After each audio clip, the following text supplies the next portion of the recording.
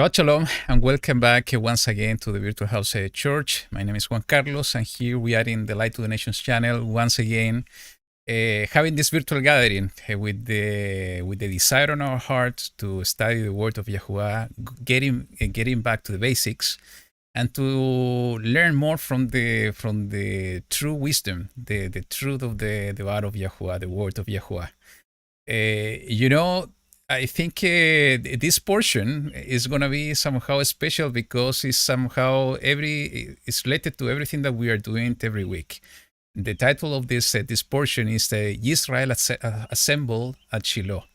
And what we are doing now, and we are going to study a little bit about what Shiloh is what we are doing now is to assemble ourselves. This is what we are doing week by week, Shabbat by Shabbat, is to gather together, in this case virtually, and we're waiting for the time that we are going to be able to gather together in person, face to face, but we have the chance to do it virtually now that we are in the dispersion in the four corners of the earth, with the only intention to worship and praise Yahuwah, with the only desire in our hearts to gather together with people that are serving Yahuwah, with our real mishpacha, our real family, that with the intention to study His Word, to understand His ways, to walk in His ways.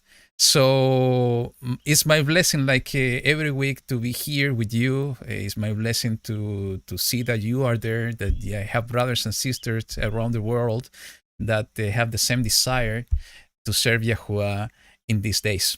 So I see we have 49, almost 50 of you already connected. Thank you so much to joining today. And as we are doing every week, I want to invite you, and this is usual, and it's important to do it in case more people are getting in touch with this Virtual House Church, that they need to understand that Virtual House Church was a project that started back in 2012 by our dear brother Rob Skiva, that we are missing Rob Skiva with all our heart. And what he did serving Yahuwah was so amazing. The truth that Yahuwah gave us through Rob is so wonderful that it has been helping us a lot in this walk. And I think, like me, many of you are missing Rob, especially every time that we are gathering in Virtual House Church, because this is a project he started. But I know that even though we are missing him, we have this love in our heart and this hope in our heart that we will see him once again. And please keep Sheila in your prayers. It's a process that she's going through, that we need to keep everybody in the body of Mashiach that is going through difficulties and challenges in their lives. Is that we need to, the minimum we can do is to pray for them. And Sheila is an important person, is an important sister in our mishpacha. And we need to keep her in prayer, and not only her, everybody else that is going through difficulties. And we need to go beyond, as the Mashiach taught us, is that we don't need to pray only about our friends and our brothers and sisters. We need to pray also for people outside the nation of Israel, the people of Yahuwah, for those that are in need, for all those that are going through difficulties. This is the way, we can put into practice what we have learned, what the Yahuwah has been showing us and preparing us. And in these times that we are living, it's more than needed. We have been discussing frequently here at home, yesterday specifically, when my wife learned about the situation that a person is going through, is that we were discussing that we can isolate ourselves so much when we are understanding and receiving truth from the way of Yahuwah. And I think it's a natural process that every time that we learn that the world that surrounds us is a world that is full into darkness, that now that we have been receiving understanding from the word of Yahuwah, And we know what sin is. And sometimes we are able to see what sin that is around us. And that is natural that we are trying to depart from those places, depart from those people, and to isolate ourselves. And this is not wrong somehow, because we are being called out of the world, out of the system of the world. We have been called out to be set apart people, to be a Kodesh people. We have been called out to be a peculiar people, and not to be among in the middle of darkness. We have been called out to be children of light.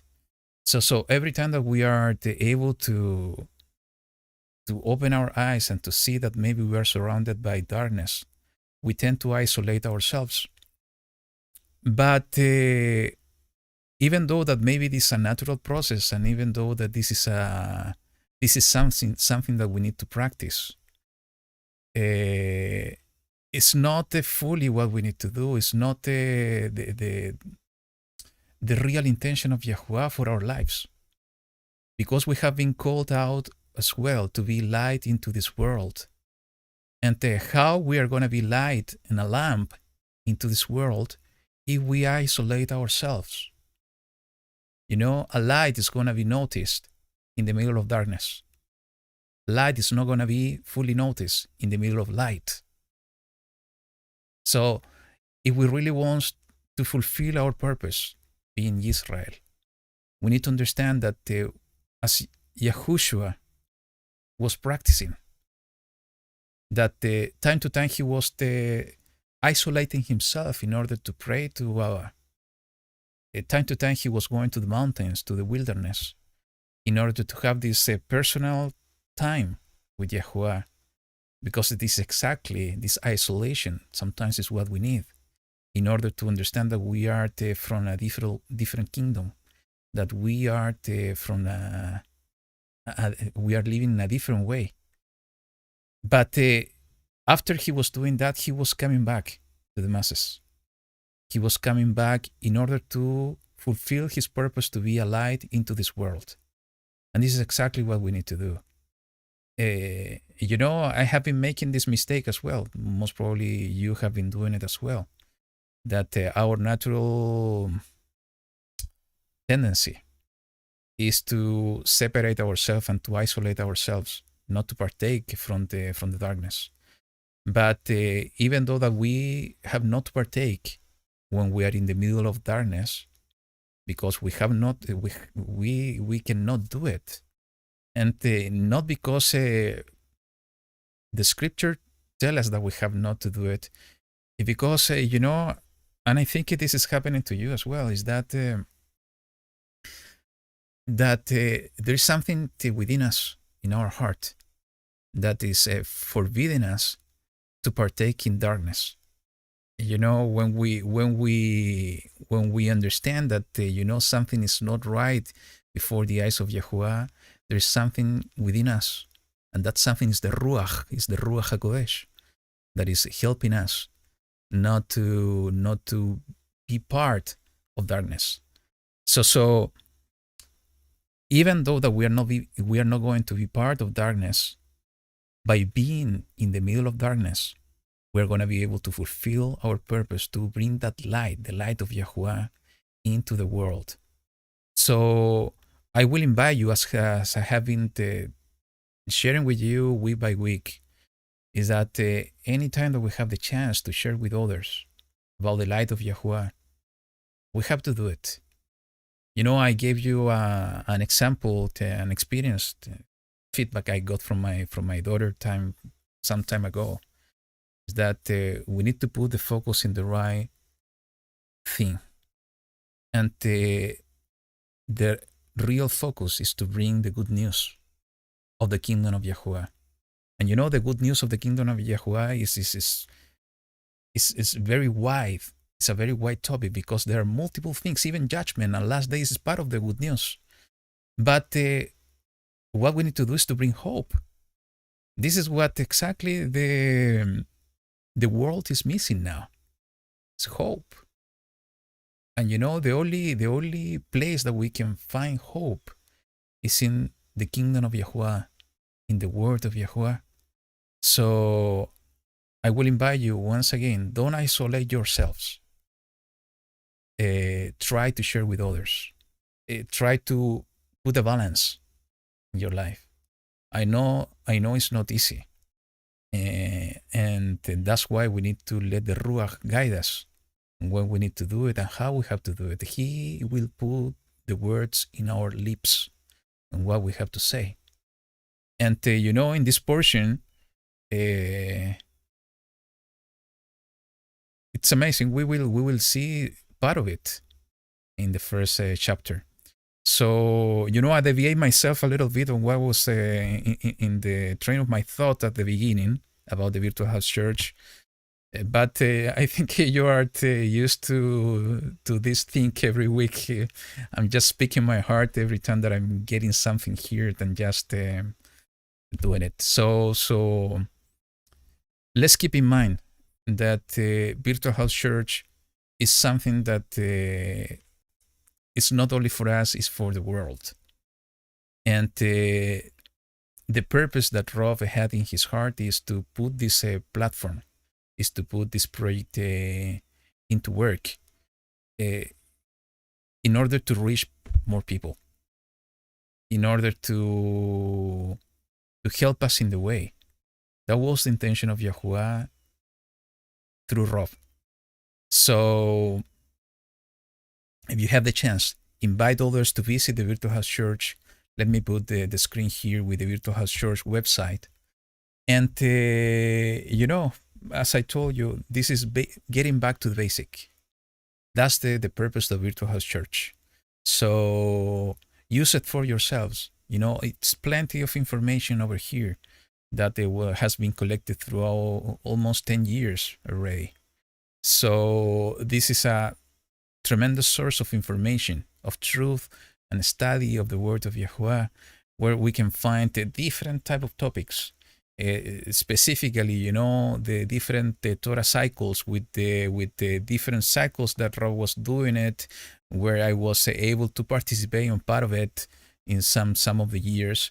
So, study for yourselves each one of the topics here, but not only that, go and also share with others about the source of information in order to bring the light of Yahuwah to others. And something that is beautiful to see how Yahuwah has been doing this for so long is to see all these blue dots in the world. And as I was telling you last week, this is a testimony of the truth in the word of Yahuwah.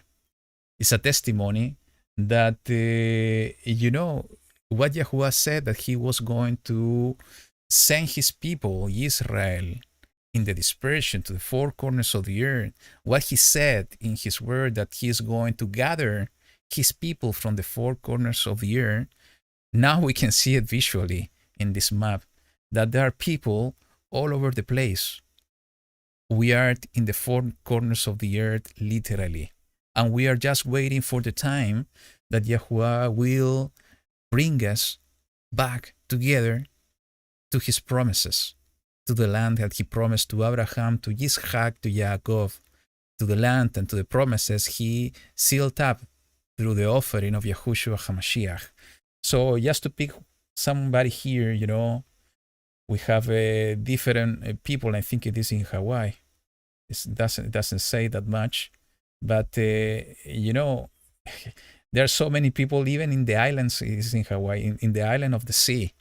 And that this is amazing to see how the truth and the word of Yahuwah through all the years has been going from one place to the other. And, it's something, I'm gonna mention something I was preparing for the portion. But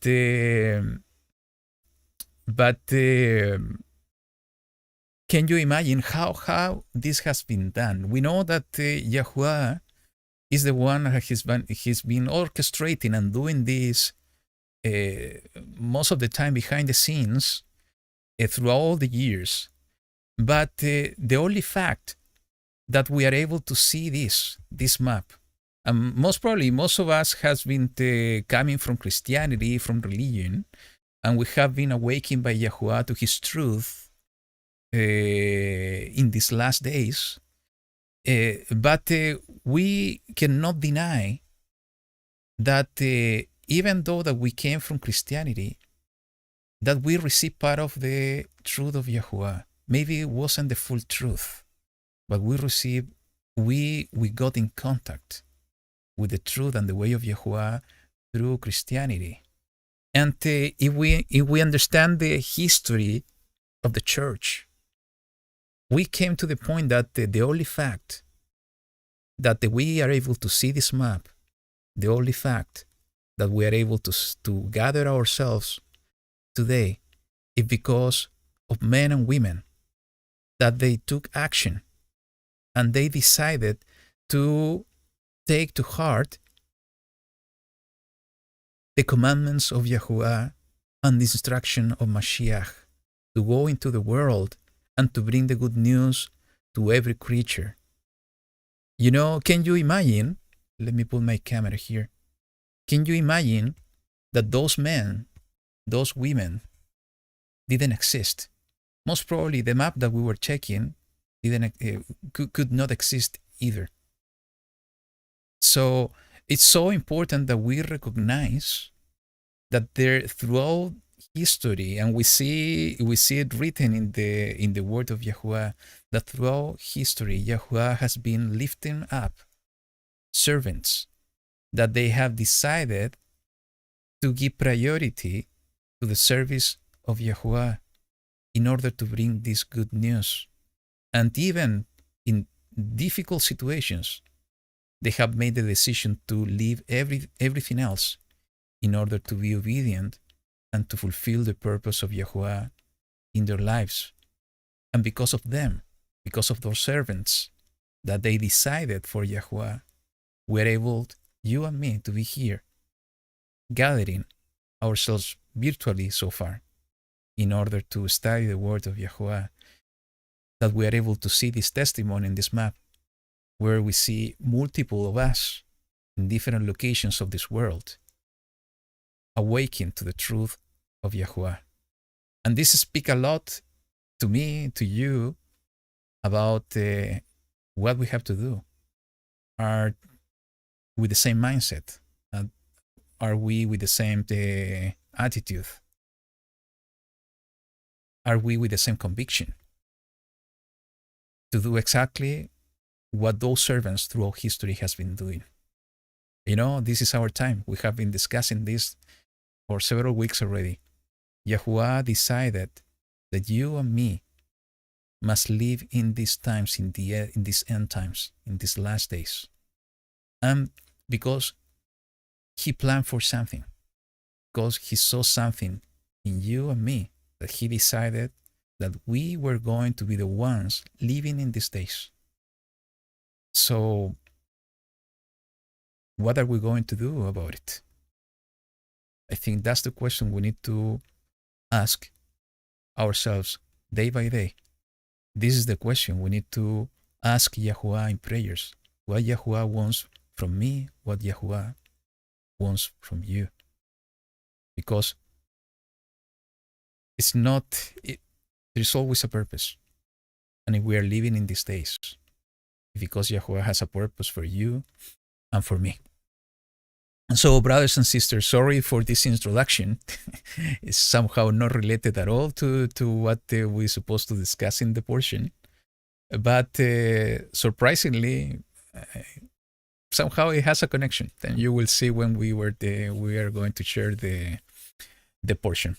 But anyways, you know, I want to ask you to keep everybody in your prayers. We need prayers more than ever. And sometimes we fail, you know. I will be always honest with you. I failed as well. Sometimes I focus so much in my day-to-day, and my focus is being deviated to the day-to-day challenges. instead of keeping the focus in the kingdom of Yahuwah. And this is natural because we're still in this body where the sin is in the flesh. But Yahuwah is so wonderful and lovely that he, through the Ruach, he's always keeping the desire in our heart. Remember, and keep in our minds that we need to put the focus in his kingdom. So that's part of enduring until the end. We are going to fail. That's impossible for us in this body, this flesh full of sin, not to fail. But every time that we hear the voice of Yahuwah through the Ruach HaKodesh, in those times that we need to make the decisions in order to put all the focus in his kingdom and the righteousness of the kingdom of Yahuwah. So, brothers and sisters, and sorry for the background, I have been working in my project here, then I needed to open a window here. so that's why you see so much light. In the previous broadcast, it was just a wall over there. I needed to open it for a window, so that's why you see this light behind me. But I hope it's not annoying for you. But this is the best background I have in this place. For the rest, believe me, you don't want to see it. It's a disaster. But before starting, and I haven't heard any news from Jake. I don't know if he's going to join today. But we are gonna continue anyways today, and as we have been doing it week by week, I will share with you a song. Then we will pray it, and we will start reading together the portion of today, and let's see how the Ruach is guiding us in the study. So let me put the song for you, and here we go.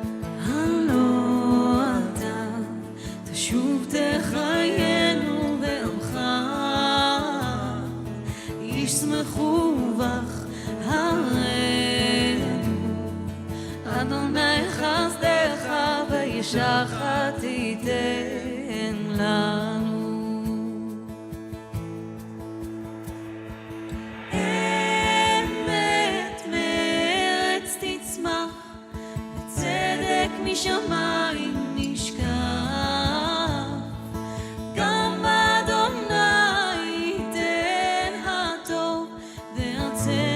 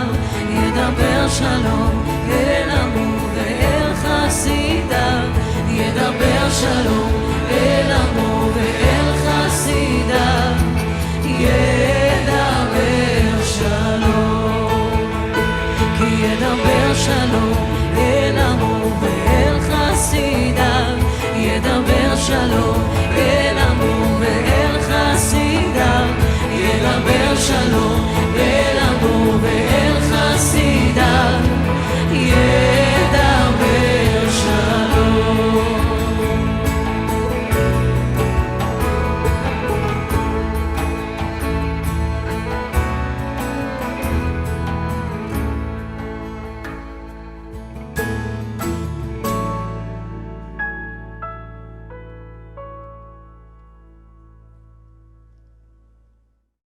That's a beautiful song. I hope that you enjoy it.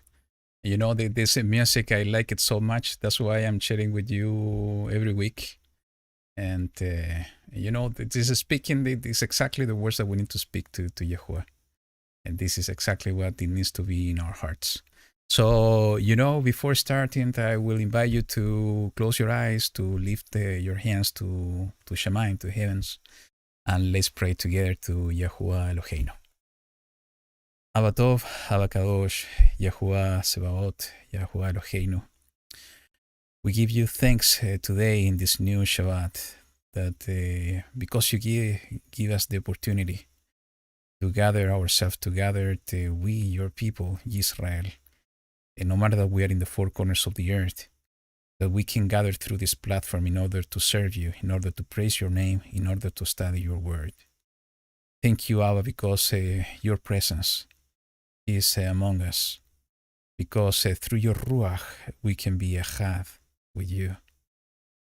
Thank you, Abba, because through the offering of your Son, Yahushua HaMashiach, we have the door open in order to come back to you.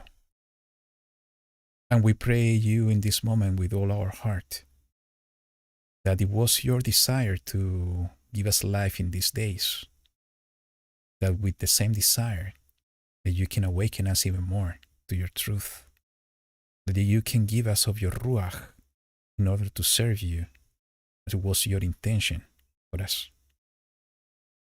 Give us the strength and the conviction in order to fulfill the purpose that you have put for us in these days, that we can really be those servants of yours that are bringing your light into this world full of darkness. Put your joy in our hearts. Put your hope within us. That joy, that shalom, that hope, that faith be the one that we are going to be sharing with the world in order to bring your truth into the hearts of those people that are desperate, that don't see light at the end of the tunnel. And we know that light is your light, because the truth and the hope is in you.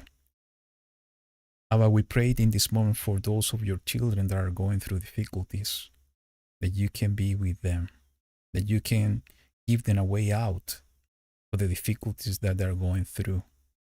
We know, Abba, through your word, that you try your children and you try the righteous in order to perfect us in your ways.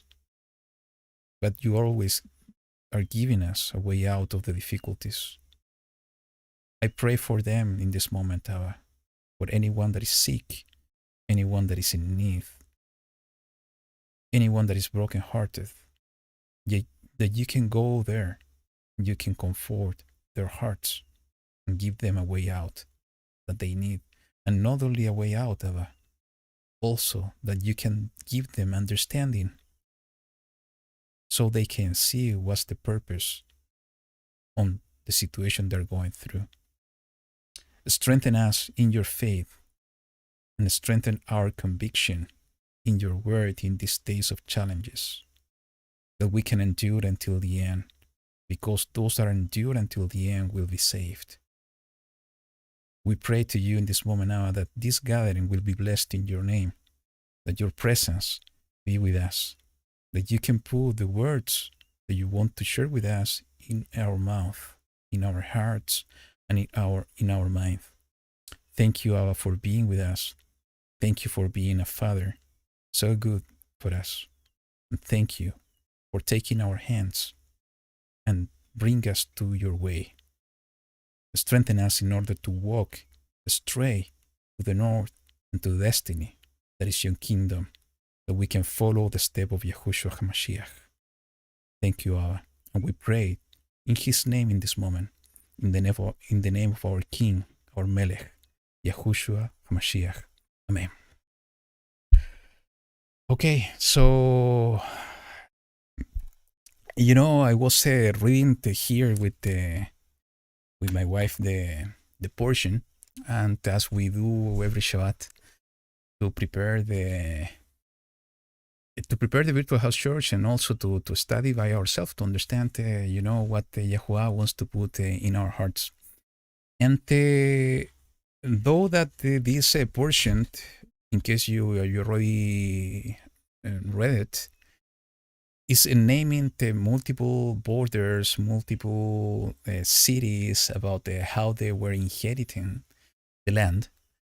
There are few nuggets in this portion between the chapter 18 until the chapter 20, the end of chapter 20, that are really important in our walk. And somehow I mentioned part of it at the beginning in the introduction of this virtual house church. So, we are going through those points today. I have my notes here. So let's see, let me put the scripture in the screen. And let's go and let's read together what we have in this portion. So if you have your written word, please, as I have been telling you every week, take the written word of Yahuwah and read along with me. No matter that maybe the versions are different, at the end, the truth in those words, no matter the different versions, is what it matters. Okay, so we're going to begin starting in the chapter 18, verse 1, and we're going to stop in each one of the topics that I want to share with you. So it says in the chapter 18, verse 1, as you can see in the screen. I know you don't see in the screen, now you can see in the screen. It says the following: and all the congregation of the children of Israel assembled at Shiloh, and they led the tent of appointment, the Ohel Moed in Hebrew. This is the tabernacle, dwelt there, and the land was subdued before them. And this is really, really interesting in terms of what Shiloh means. Because, we have been reading in the previous chapter how they were conquering the land with all these fights they have in Jericho, with Ai, with all the sovereigns that they were battling in order to conquer the land. But they were camping in Gilgal before they moving on in conquering the land. And they came to this place, Shiloh. And it's written here that they decided to let the Ohel Moed, the tabernacle, the tent of appointment, to dwell there. And we know what the tent of appointment means. The presence of Yahuwah was there. So the importance of Shiloh was so interesting and so key in all the understanding, just to see what's the intention of Yahuwah, what He's looking for us when we understand what Shiloh meant in this moment. And it's also interesting when we see at the end of this passage is that the land was subdued before them. And we were debating a little bit what it means. And from my point of view, in my eyes, is that at the moment they got there, no matter that when we read the next verses, they have not received all the inheritance, at least seven tribes, is that the only fact that when they led the tent of appointment to dwell in Shiloh, immediately the land subdued before them. And I'm wondering if this is a foreshadow of what's going to happen with the kingdom when Yahushua is coming back. He's going to establish the kingdom of Yahuwah on earth, and the entire earth is going to be subdued before Yisrael and before Yahushua HaMashiach, the rightful king. And in that moment, they're going to start inheriting. And in that moment, the kingdom is going to get expanded even more. And righteousness will fill the earth. And somehow I see this foreshadow exactly on what's going on here. That no matter that 7 tribes didn't receive the inheritance, and we will read about this in a moment. You know, they started with the process. You know, the kingdom was somehow established because they led the tent of appointment to dwell there. They set up the tent of appointment in this place. So when we talk about Shiloh, one first point that I want to bring, and I don't have the answer, but for me it's really interesting that where Shiloh was in the division of the land, to which tribe belongs the city of Shiloh or the place of Shiloh. And it's really interesting to see that the Shiloh belongs to the lot of Ephraim. And we see this clearly in what we were reading last week in the chapter 16, verse 6. You know, in the chapter 16, as we were reading last week, it says, it started just to read briefly in the verse 1. It says, and the lot for the children of Joseph went out from the Jordan by Jericho to the waters of Jericho on the east, to the wilderness going up from Jericho through the mountains of Bethel. And, you know, I have the blessing to be in Israel sometimes before all everything that's going on in the world and nowadays started. You know, the last time that I was able to be there was at the beginning of 2020 when all this craziness started. And it's from a geographical point of view, it's interesting to see that Jericho and Shiloh is exactly as it's written here. Shiloh, when you are going through the Dead Sea and you are close to Jericho, you need to go up. The Dead Sea is the lowest part on the world. And this is amazing, you know, when you are going up by car, you see the mountains on the desert. And it's exactly as it's written here, to the wilderness going up from Jericho. It's a long way to go into the wilderness and to going up into the mountains in order to get to the place close to Shiloh and also in order to go to Jerusalem. But if we continue in the verses here that this is describing exactly the inheritance of the children of Joseph, it says in the verse 6, and the border went out toward the sea to Michmetath on the north. Then the border went around eastward to Taanath Shiloh and passed over it on the east of Yanochah. So Taanath Shiloh, I think, and I have it here, I can put it in the screen. Let's take a look together. It's just one, I think it's just one word here. It's Taanath Shiloh. And what it means, you cannot see it here in the strong number 8387, and you just see it here in my screen. It means Taanath Shiloh, and it means approach of Shiloh. So basically, what's the point that I want to make is that Shiloh, the place where they decided to establish the tent of appointment, the tabernacle, the Ohel Moed, was in the lot, in the inheritance of Ephraim. And this is really interesting to understand because it's connecting to few passages that we see in the prophets. And I want to bring two passages, one in Tehillim and the other one, this is Psalms, and the other one in Yirmiyahu, that is Jeremiah. So let's start with the book of Tehillim. This is Psalms chapter 78. So let's keep in mind that they decided to establish the tent of appointment in the tribe, in a city that was part of the tribe of Ephraim. So Tehillim, Psalms chapter 78, we're going to start in the verse 60 to 72. 60 to 72. Let me change the version again to the ISR. And it says the following.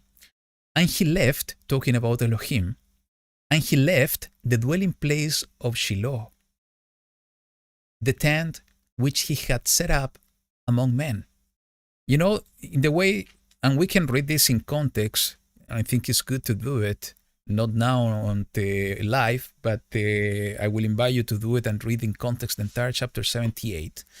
But what he's saying is that he was dwelling, Yahuwah was dwelling, his presence was dwelling in Shiloh. And because, Shiloh was where the tabernacle was established. His presence was there. So, but he's saying that he left that dwelling place, the tent which he had set up among men. Now let's continue reading until the verse 72. And he gave his strength into captivity, and his comeliness into the hand of the adversary. And he gave his people over the sword, and he was wroth with his inheritance. His young men were consumed by fire, and his maidens were not praised. His priests, his Kohanim, fell by the sword, and their widows could not weep. Then Yahuwah awoke as one sleep, as a mighty man who shouts because of wine. And he struck his adversaries backward. He put them to an everlasting reproach. Then he rejected the tent of Joseph. This is important because it's connected to exactly what we were seeing. Shiloh was part of Ephraim. Yahuwah left the dwelling place in Shiloh. And now he's saying, then he rejected the tent of Joseph and did not choose the tribe of Ephraim, but chose the tribe of Yehuda, Mount Zion, which he loved. And he built his set-apart place like the heights, like the earth he founded it forever. And he chose David his servant, and took him from the sheepfolds. He brought him in from tending the ewes, the shepherds, to shepherd Yaakov his people, and Israel his inheritance. And he shepherded them according to the integrity of his heart, and led them by the skills of his hands. So we see here, in the way that it's written, this Tehillah, these Psalms, that Yahuwah chose Shiloh to put his dwelling place at the very beginning. But something happened, that he left the dwelling place. And he decided for Jerusalem. And I don't have the answer what happened. And we can understand this through the history. And as soon as we finish this cycle on Joshua, we're going to continue the cycle of Judges in Shoftim in Hebrew. And we will see in Shoftim how Israel was departing from the way of Yahuwah time to time. And we know that Shiloh was established even until Jerusalem was established, when David was the king over Israel. So we need to understand what happened. And I think what I'm going to share with you now in the book of Yirmiyahu somehow give us a glimpse of the answer. And this, I think, is important for our own walk, to understand how Yahuwah see things and what Yahuwah is looking for his people. So let's go to the book of Yirmiyahu, Jeremiah, chapter 7. And we're going to read from verse 1 to verse 15. So let's read it together, and it says the following. The word that came to Yirmiyahu from Yahuwah, saying, Stand in the gate of the house of Yahuwah, and you shall proclaim there this word, and shall say, Hear the word of Yahuwah, all you of Yehuda, who enter in at these gates to bow before Yahuwah. Thus said Yahuwah Sebaot, Yahuwah of hosts, the Elohim of Israel, make your ways and your deeds good. Then I let you dwell in this place. And let me stop here for a moment, because before giving all the instruction, all his words through Yirmiyahu, Jeremiah the prophet, the first thing that Yahuwah is asking to his people is what is written in the verse 3. Make your ways and your deeds good. Then I let you dwell in this place. What he's looking for you and for me is that we need to make our way and our actions good. And how we are going to understand what is good and evil. We understand, and we have been studying for several years about what is written in the Gan Eden, in the Garden of Eden, in Bereshit, in the book of Genesis, you know about this tree of the good, with the fruit of the good and evil, they were going to, their eyes were going to be open and to see and understand as Elohim. You know, Yahuwah in his blessings, because he knew that we were not able to decide between good and evil, he gave us his instructions. And you know, his Torah, it is written, it's a tree of life in the Psalms.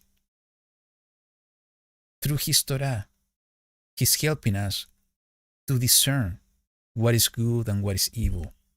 And he is not only giving us his Torah, he's given us his Ruach HaKodesh in order to guide us in that understanding, in order to understand Torah, in order to remind us in our day-to-day walk, his Torah, his covenant, his truth, in order to discern about what is good and what is evil. So when Yahuwah is telling us here in verse 3, make your ways and your deed good, he's also given us the recipe through his word to understand how we can walk in goodness, how and what are the actions we need to do that are actions of goodness in his eyes. And you know, only after that, he's saying that I let you dwell in this place. And this is something that we have been studying for a long time already, is that Yahuwah is looking for our obedience as well. He's saving us because of his goodness, because of the promises and the vow he swore to Abraham, to Yitzhak, to Yaakov. But what he's looking for you and for me, from you and from me, is our obedience. The desire in our heart to obey his word. The desire in our hearts to love him by keeping his Torah, keeping his commandments, keeping his covenant. And you know, this is a perfect example of this. That in order to inherit his promises, we need to walk in his ways, doing good, acting as he is acting. Let's continue reading. And it says, do not trust in these false words. And this is so interesting because what he's saying, and somehow it's difficult to understand, but when we look into this, that walking according to our eyes or walking according to faith, I think it's much easier to understand. It says, do not trust in these false words, saying, this is the Hechal of Yahuwah, the Hechal of Yahuwah, the Hechal of Yahuwah. What he's saying, those are false words.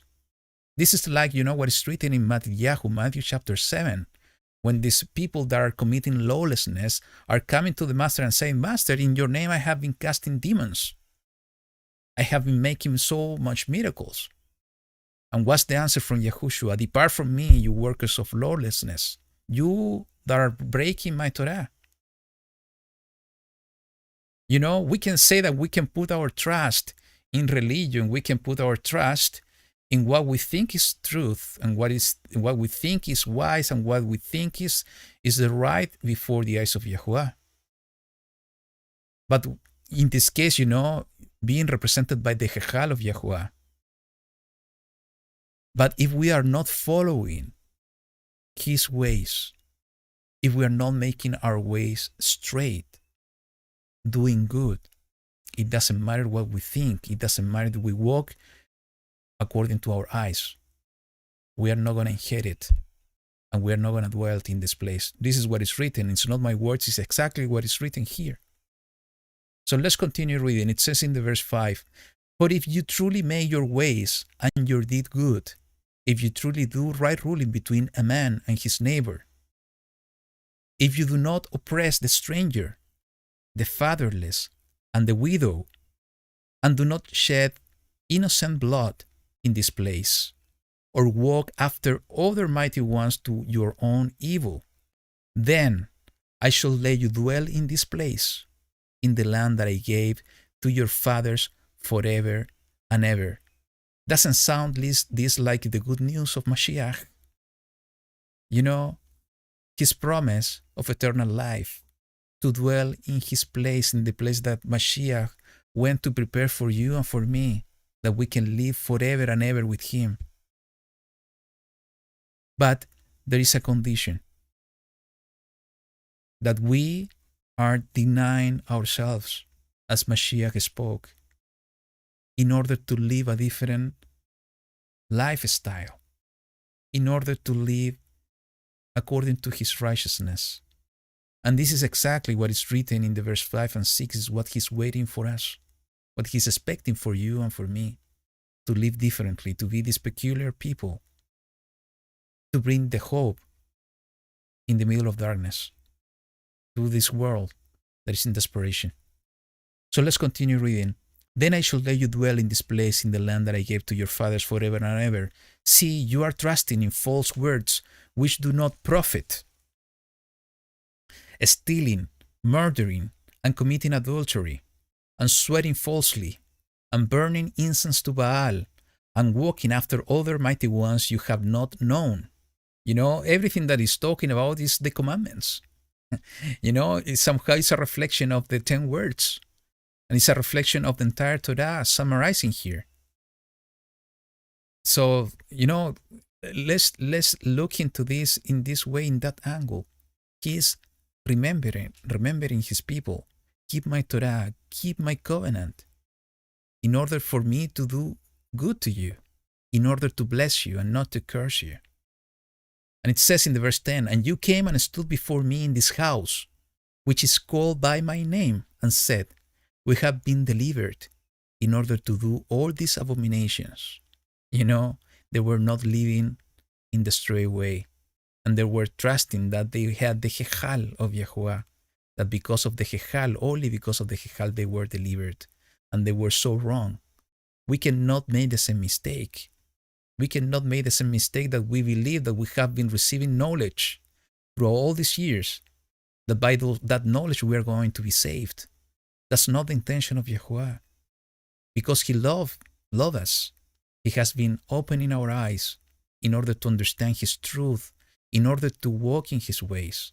But if we don't walk in his ways, it doesn't matter that we understand and we see. What it matters is that we walk in the way that he's showing us. That's the only way that we are going to get to the destiny that is the kingdom of Yahuwah, by walking and enduring in this walk, not trusting in our own understanding. It says in the verse 11, has this house, which is called by my name, become a den of robbers in your eyes? Look, even I myself, have seen it, declares Yahuwah.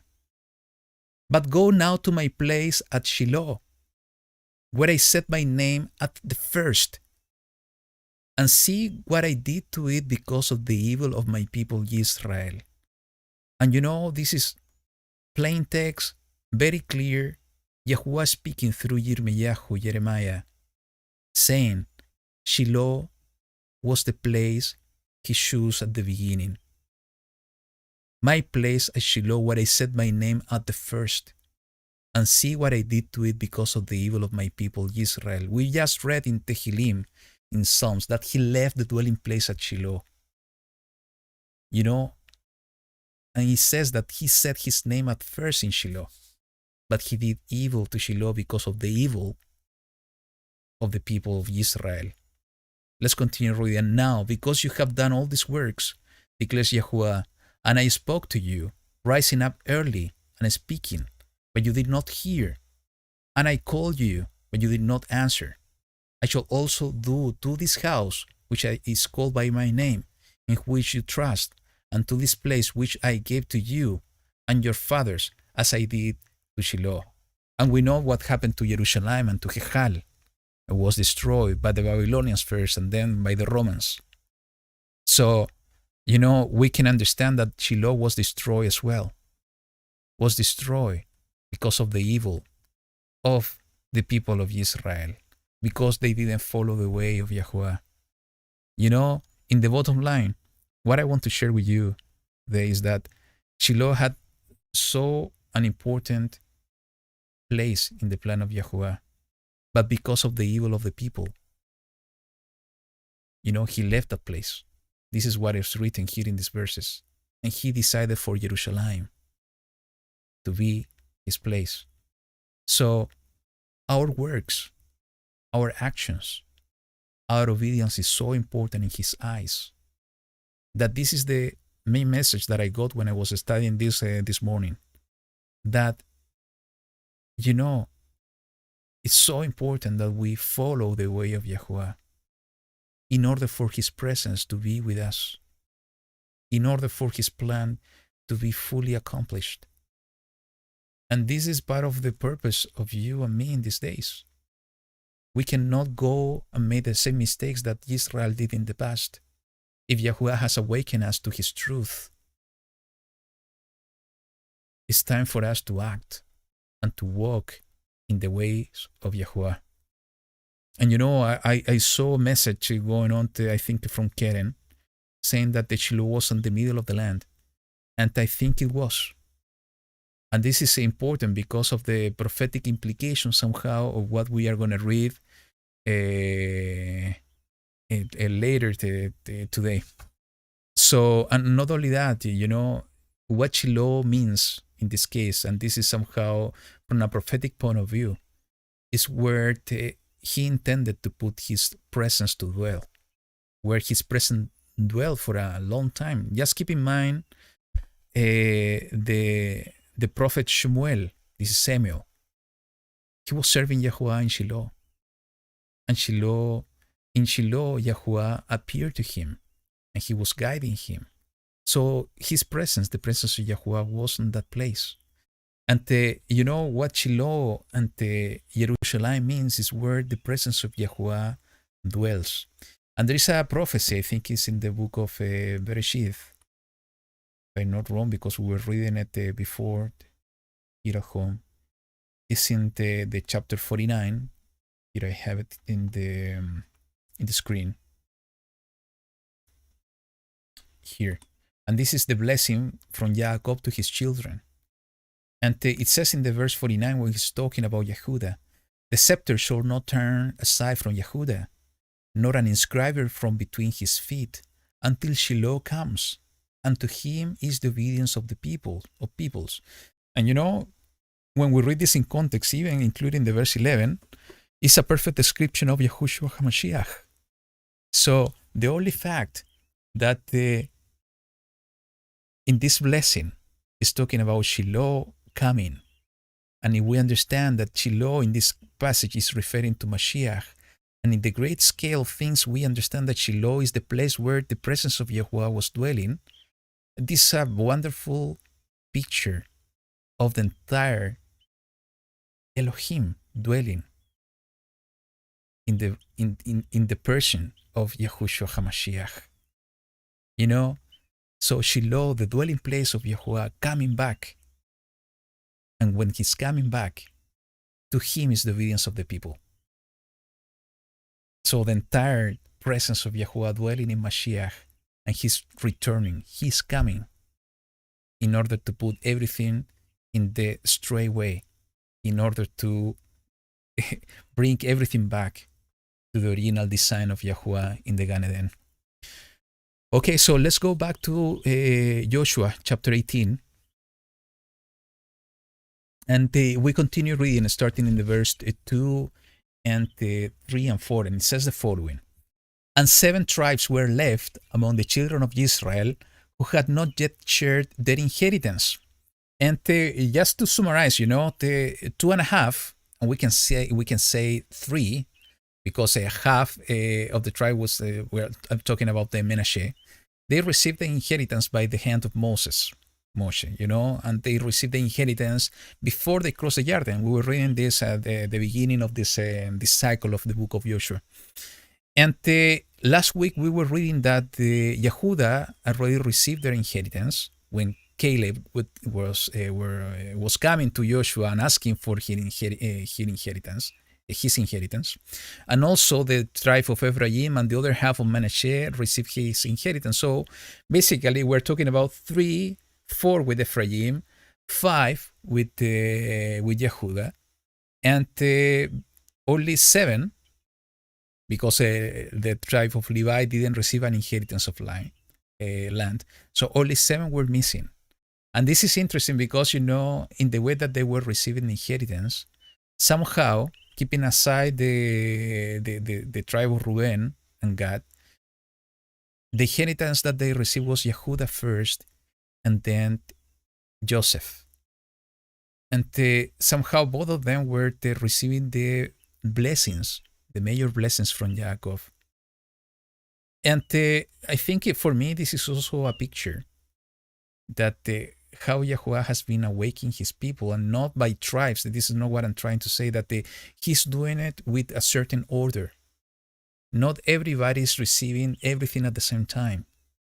He's doing it according to his purposes. And, sometimes, and this is something that should bring hope and shalom to our hearts, that we're waiting and we're expecting to receive something from Yahuwah. That maybe it's not our time yet, but that doesn't mean that we need to lose heart. To the contrary, we need to keep pushing and we need to keep asking that Yahuwah can hear our prayers. Because, his ways are not our ways. His thoughts are not our thoughts. So for me, this is a good foreshadow on how Yahuwah is giving and fulfilling his promises to his people. This case was not everybody at the same time. But the bottom lines were 7 tribes that were left among the children of Israel. But what Joshua ben Nun is saying is so important, and that's the point that I want to focus today. It says in the verse 3, "So Yahushua said to the children of Israel, 'Till when are you going to fail to go in and possess the land which Yahuwah Elohim of your father has given you?'" Let me read it again. "Till when are you going to fail to go in and possess the land which Yahuwah Elohim of your father has given you?" And he says in the verse 4, "Appoint 3 men from each tribe, and let me send them out to go through the land, and describe it according to their inheritance, and come back to me. And they shall divide it into 7 portions.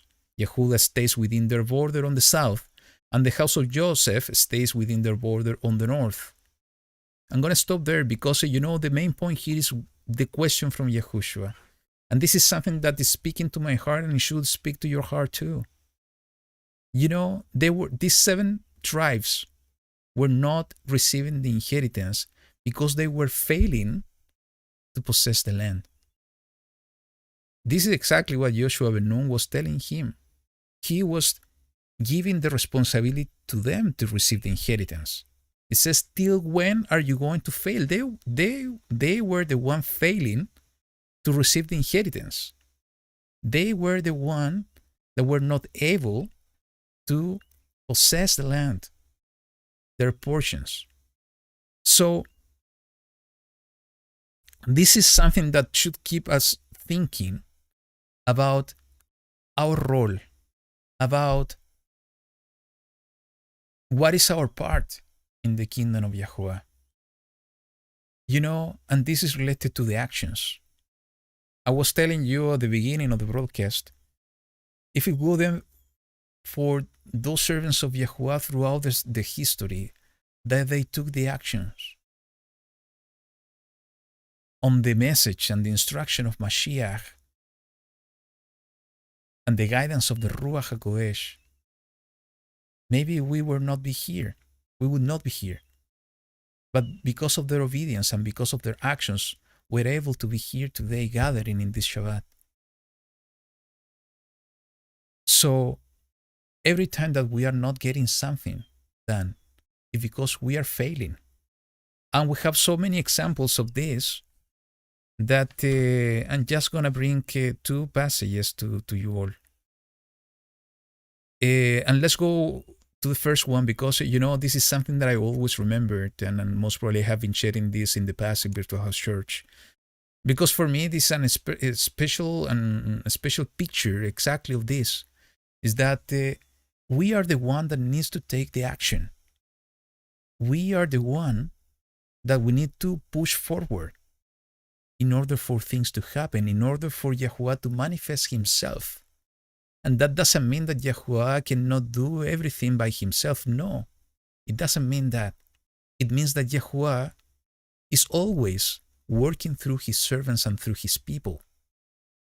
But his people, as we were reading in the book of Jeremiah, decides to go in a different way, decides to go and to do evil. The end result is going to be different. So the first picture that we see here happening, and it's a perfect example, and for me is something that I will always remembering, is what happened with Moses. And let's go to the book of Shemot. This is Exodus, chapter 14. Verse 10, and we're going to read from verse 10 to verse 21, 22. And what's the scenario here is the Israel going out from Mizraim, from Egypt, and they were facing themselves with this great Red Sea. And they didn't have a way out to escape because the armies of Pharaoh were coming against them. And this is the whole picture. So let's read it together, starting in the verse 10 through the verse 22. And it says the following: And when Pharaoh drew near, the children of Israel lifted their eyes and saw the Mitzrites, the Egyptians, coming up after them. And they were greatly afraid. So the children of Israel cried out to Yahuwah. And they said to Moshe, Did you take us away to die in the wilderness because there are not burial sites in Mizraim? They were living according to their eyes. They were afraid, full of fear. They didn't see a way out. In one side was the big army of the Egyptians, and the other side was the Red Sea. They didn't have a way out to escape. So they were thinking that they were going to die. And it's exactly what's going on today. We see the world going crazy in different aspects. We can be totally afraid of what's coming tomorrow. Are we going to be persecuted? Are we going to see this great army coming against us?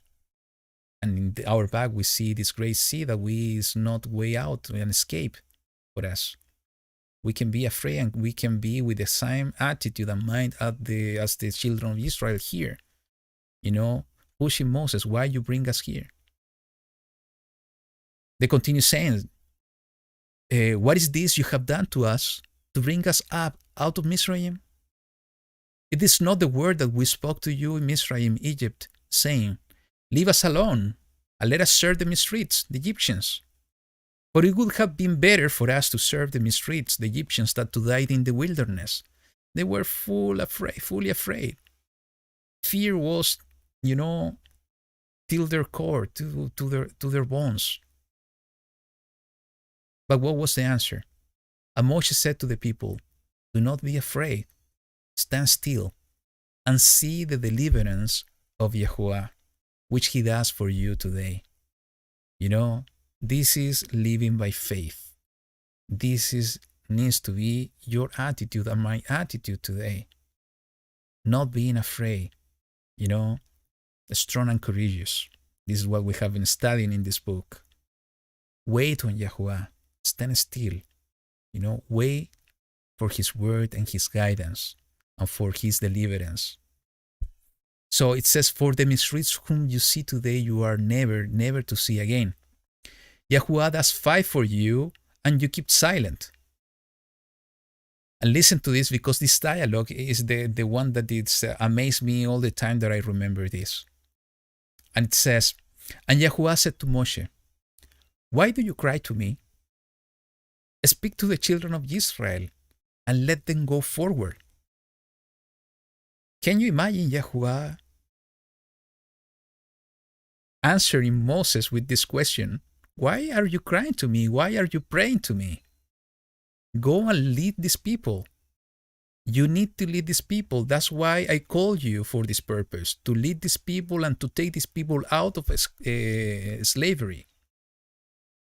So why are you crying to me? This is your role. This is what you need to do. And he continues saying this to Moses in the verse 16, and you lift up your rod and stretch out your hand over the sea and divide it, and let the children of Israel go on dry ground through the midst of the sea. So what Yahuwah is telling Moses, why are you crying to me? Take your rod and divide the sea. So if we jump to the verse 21, it's exactly what Moses did. And Moshe stretched out his hand over the sea, and Yahuwah caused the sea to go back by a strong east wind all that night, and made the sea into dry land, and the waters were divided.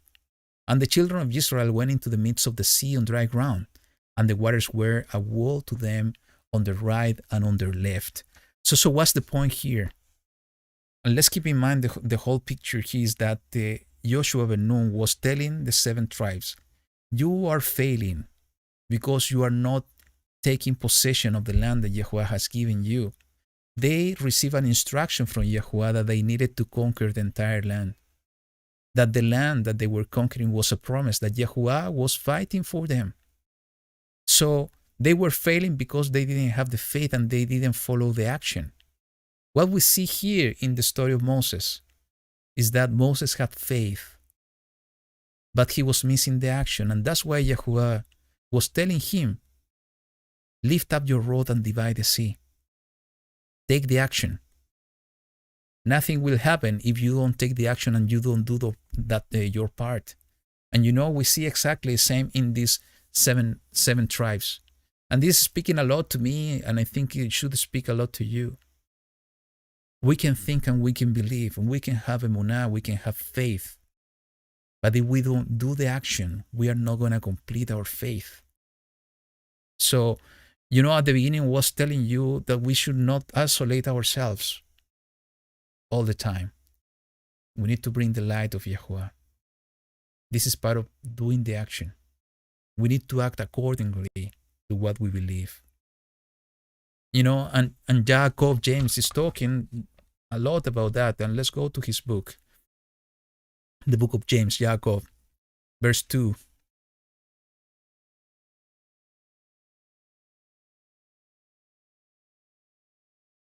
Verse 14 to 26.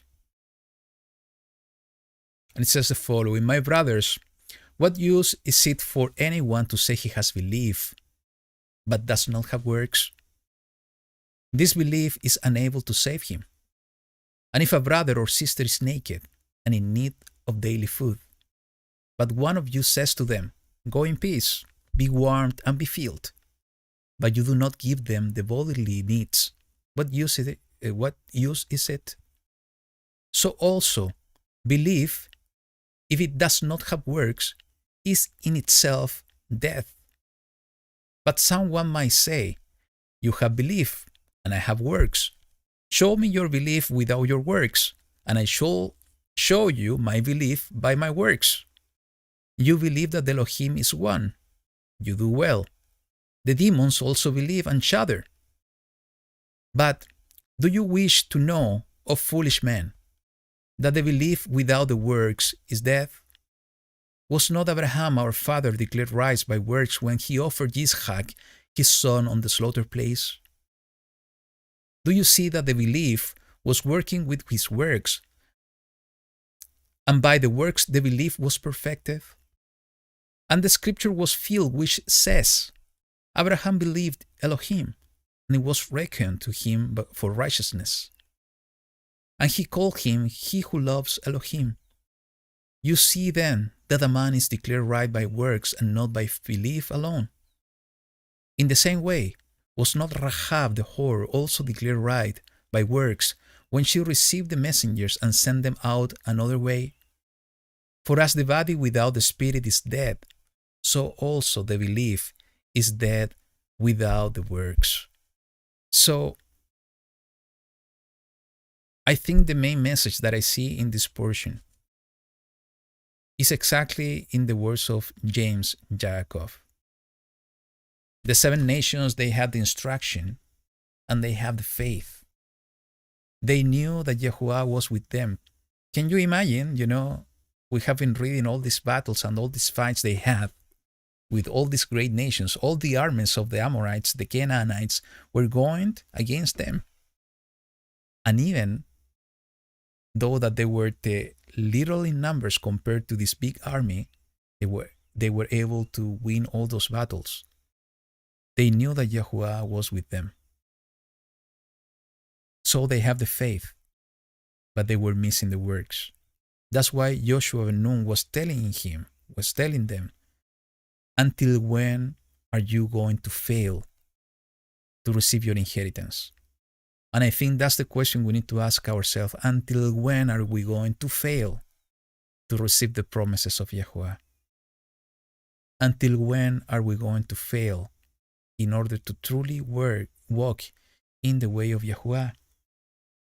Is us the one that we need to endure? Is us the one that we need to push forward in this way? You know, I always think on this in this manner, is that this is the way, a way of Yahuwah. What is a way? It's a path in order to connect one point to the other. But, you know, we can understand the way, we can know what is the way in order to connect this point A to point B.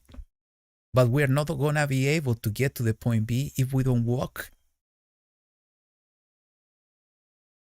Knowing the way of Yahuwah is also connected to the action of walking.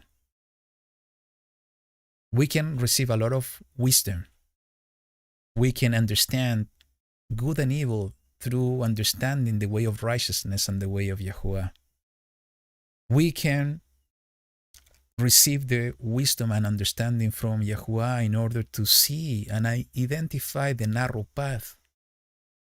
But there are two conditions. This is one. But the second is that we need to walk. Nobody else is going to walk for us. It's us that we need to use our legs and our feet in order to walk. And not only to walk, sometimes to run. And it is written that we need to follow the step of Mashiach. Mashiach is walking in this way. If we don't walk and we don't follow his steps, we're not going to get to that point. You know, Mashiach said in Matthew chapter 24, but he who shall have endured to the end shall be saved. So enduring until the end is connected to the action of walking, implies the action to walk. So this is exactly what was happening with the 7 tribes. They were not walking in what they believed. That's why they were not receiving the inheritance. I want to receive the promises and the inheritance of the land. We were reading last week, you know, that we are gonna divide the land again in a different way, as it is written in the prophecies of the Navi, the prophet Ezekiel. We are going to receive the promises that Yahuwah has been given to his people throughout the centuries, and to also giving again those promises through Yahushua HaMashiach. But it means that we need to walk. We need to give the action. We need to take the action. Believing and doing, both together. Because if we believe and we don't do, we are going to fail. And we cannot blame Yahuwah of that, because it's us the one that we are failing. It's us the one that we are not receiving because we fail. And we can complain that, but Yahuwah, come on, it's difficult for me to do it. How come you cannot do it for me? You know, he's given us so many ways to make it easy. If we can think, and we want to think even in that generation of Israel, Yahuwah was doing everything for them. Yahuwah was fighting the battle for them. They were winning those battles because Yahuwah was letting them to win the battles. But they needed to fight. They needed to walk. They needed to walk the land in order to receive the inheritance. So it's exactly what we need to do. Let's not think only on what we believe. Let's act according to what we believe. And by doing that, Yahuwah will manifest himself through us in order to receive those promises, in order for him to fight the battle for us in the same way that he did it with his people. So, and this goes along to the next point that I wanted to share with you related to this portion. And just give me a second to close this thing here.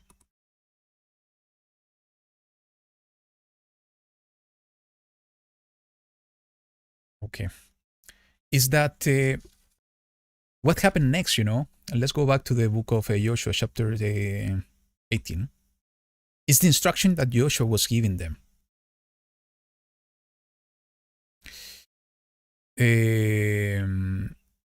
It's basically, the instruction is that they needed to appoint 3 men from each tribe, and let's read it together. Appoint 3 men from each tribe and let them me send them out to go through the land and describe it according to their inheritance, and come back to me. And they shall divide it into 7 portions. Yehuda stays within their borders on the south, and the house of Joseph stay within their border on the north. And you shall describe the land in 7 portions, and shall bring it to me. Then I shall cast lots for you here before Yahuwah our Elohim. But the Levites have no portion among you, for the priesthood of Yahuwah is their inheritance. And Gad and Reuben and half the tribe of Manasseh have received their inheritance beyond the Jordan on the east, which Moshe, the servant of Yahuwah, gave them. So the men rose up and went. It's exactly what we were discussing a minute ago. They took the action. They started to walk in their faith. The men rose up and went. And Yahushua commanded those who went to describe the land, saying, Go, walk through the land, and describe it, and come back to me, and let me cast lots for you here before Yahuwah in Shiloh. So the men went and passed through the land, and described it in a book in 7 portions by cities. And they came to Yahushua at the camp in Shiloh. And Yahushua cast lots for them in Shiloh before Yahuwah. And there Yahushua divided the land to the children of Israel according to their portions. And the lot of the tribe of the children of Benjamin came up for their clans, and the border of their lot came out between the children of Yehuda and the children of Joseph. I'm going to stop there. Let me check something else here. Yes. So what's happening, it's interesting. I have my notes here, even the scripture saying that it's interesting to see that they were written a book. They needed to go through the land.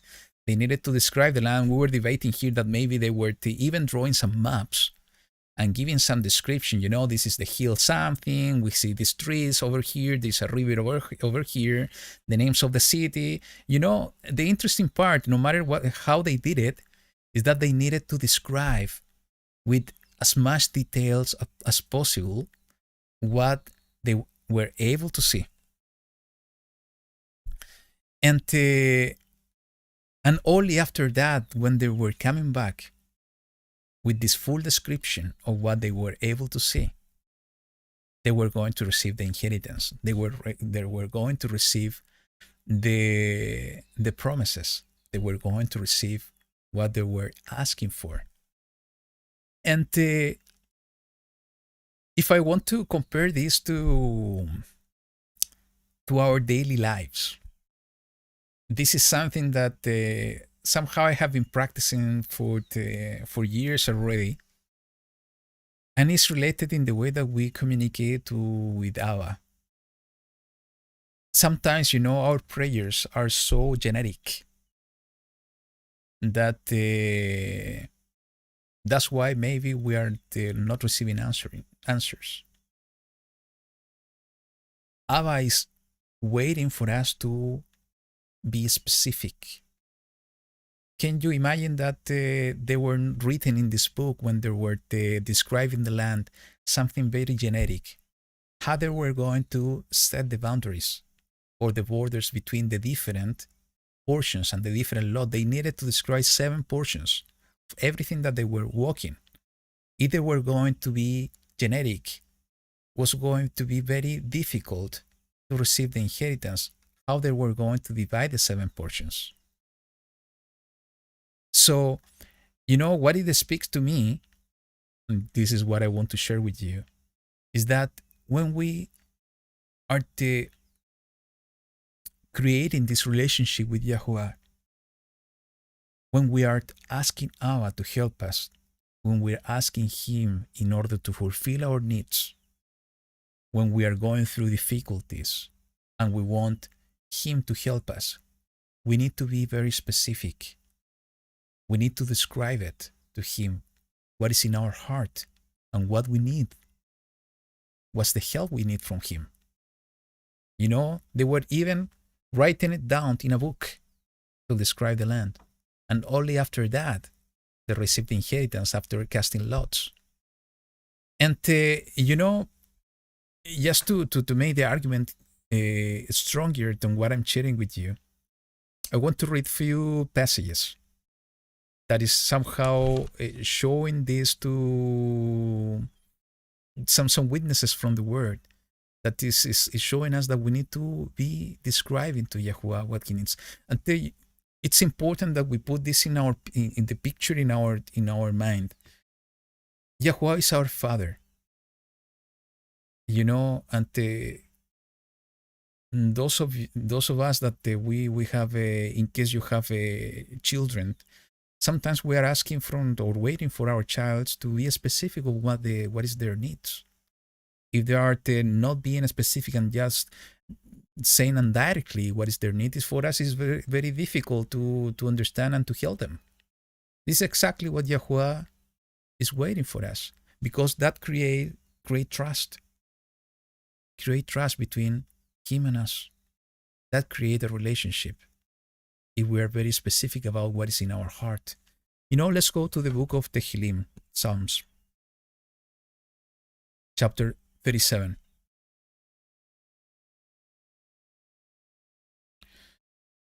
And it says the following, starting in the verse 1 to verse 5. Do not fret because of evil doers. Do not be envious of the workers of unrighteousness, for they soon wither like grass and fade like green plants. Trust in Yahuwah and do good. Dwell in the earth and feed on steadfastness. And delight yourself in Yahuwah, and let Him give you the desires of your heart. Commit your way to Yahuwah and trust in Him, and He does it. Yahuwah will give us the desire of our heart, but we need to be specific with Him. We need to talk to Him. We need to describe it with details. As these men were describing the land, about what is in our hearts. Yahushua says the following in the book of Matthew, chapter 6, when he was talking about prayers. Chapter 6, verse 5 to 8. It says the following, and when you pray, you should not be like the hypocrites, for they love to pray standing in the congregations and on the corners of the streets, to be seen by men. Truly, I say to you, they have their reward. But you, when you pray, go into your room, and having shut your door, pray to your Father who is in the secret place, and your Father who sees in secret shall reward you openly. And when praying, do not keep on babbling like the nations, for they think that they shall be heard for their many words. Therefore, do not be like them, for your Father knows what you need before you ask. Abba knows what is in our heart. Abba knows what are our needs. But what He's looking for us is that we can speak up, that we can trust in Him, that we can cast our burden in Him by telling Him what is in our heart, what is the desire of our heart. And as I saw in the comments here, is that our desire is His desire. We have a perfect match in order to our prayers to be here. And this is an example of the life of Hannah. Let's read together what happened with this story. And this is in the book of 1 Samuel, Shemuel Aleph, in Hebrew, chapter 1, verse 9 to verse 17. And it says the following: And Hannah rose up after eating and drinking in Shiloh. That was the place of worshiping Yahuwah, while Eli the priest was sitting on the seat by the doorpost of the Hechal of Yahuwah. And she was bitter in life, and prayed to Yahuwah and wept greatly.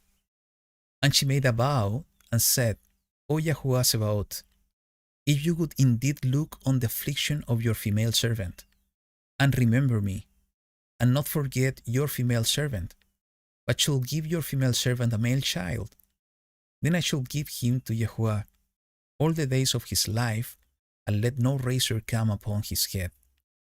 So,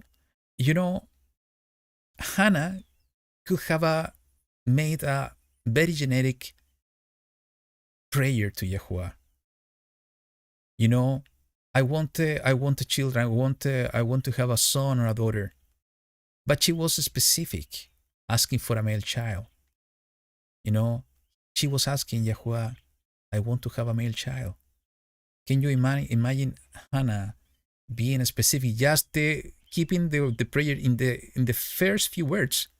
If you could indeed look on the affliction of your female servant and remember me, and not forget your female servant, help me, Yahuwah. Please answer my prayer. But not asking for the male child. No matter that Yahuwah knows that what was her affliction, Yahuwah is always waiting for us to speak it up. Tell Him what is in our heart and what is our need. And that's why we see this perfect example. She was specific in her request. In the same way, let's keep in mind the parallel that we're doing with this portion. The seven tribes, they needed to go and describe in very specific details about the land that they were seeing. And after that, they were casting laws. Joshua and Nun casted laws in order to give them the inheritance. But they were specific in the description.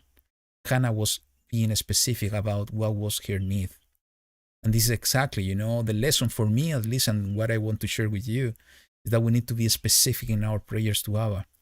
And Jacob James is also talking about this. If we go to his book once again, the book of James, Yaakov in Hebrew,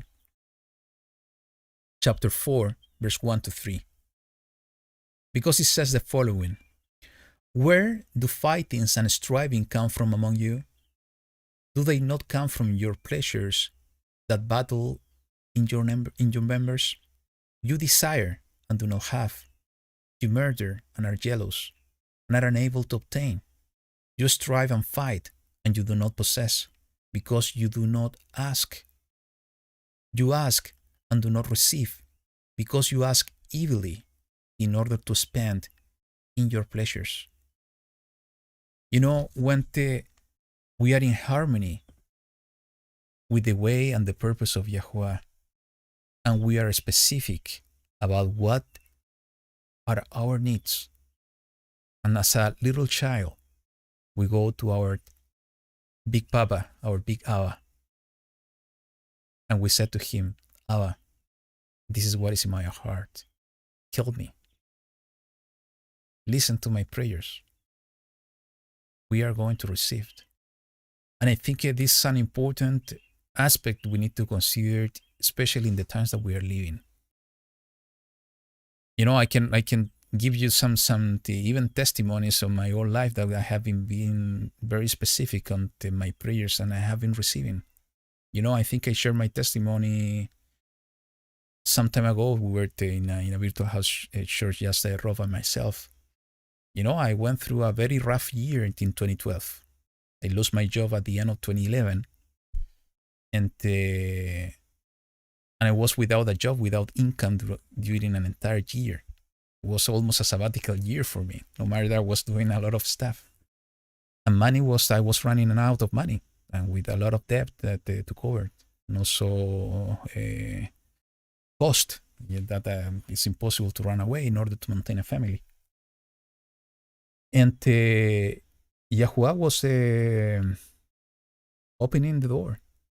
It was exactly a year that I was without a job. I was asking specifically what I needed to do, and he put something in my. He opened a door, and he does things in this so strange way sometimes that put us in a not so comfortable situations, And why I'm saying this, back then, my savings, I was running out of savings. It was at the middle of that year in 2012. And, I was not able to find a job, and I started to even to try to